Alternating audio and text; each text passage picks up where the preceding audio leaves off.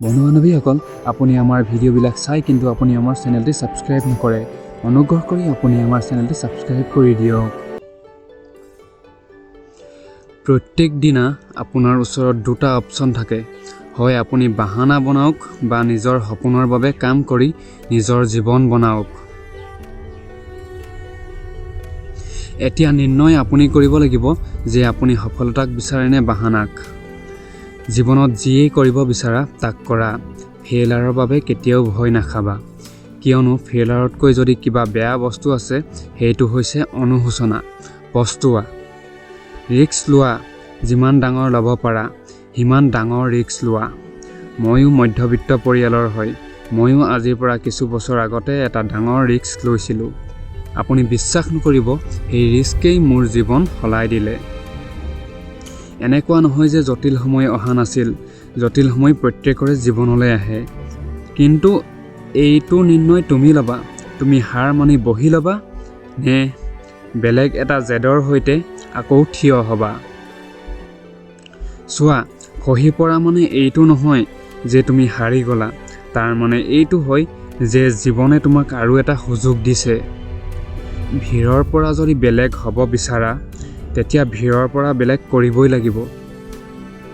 মনত ৰাখিবা, যেতিয়াই তুমি ভিৰৰ পৰা বেলেগ কিবা কৰিবা তেতিয়াই হাজাৰটা সমস্যা আহিব, হাজাৰটা ভুল হ'ব, হাজাৰজন তোমাৰ বিপক্ষে হ'ব, বহু সম্পৰ্ক ভাগিব, কিন্তু তুমি সাহস নেহেৰুৱাবা।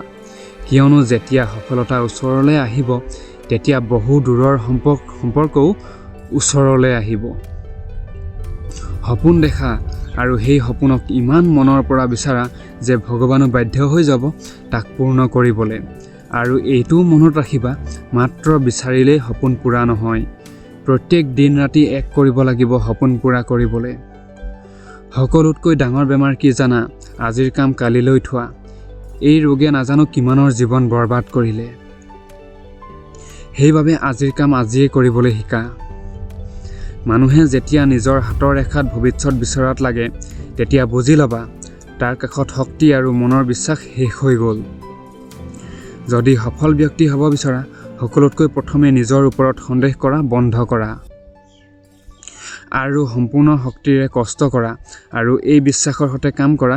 সেইদিন নিশ্চয় আহিব যিদিনা আপোনাৰ সপোন নহয়, বিপৰীতে দিঠকত পৰিণত হ'ব।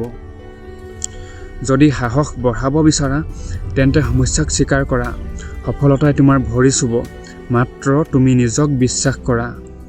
যদি আপোনাৰ ভাল লাগিল চেনেলটি ছাবস্ক্ৰাইব কৰক। শুনি থাকক D.G লাইফ মটিভেশ্যন, এটি নতুন জীৱনৰ এক নতুন আশা। ধন্যবাদ।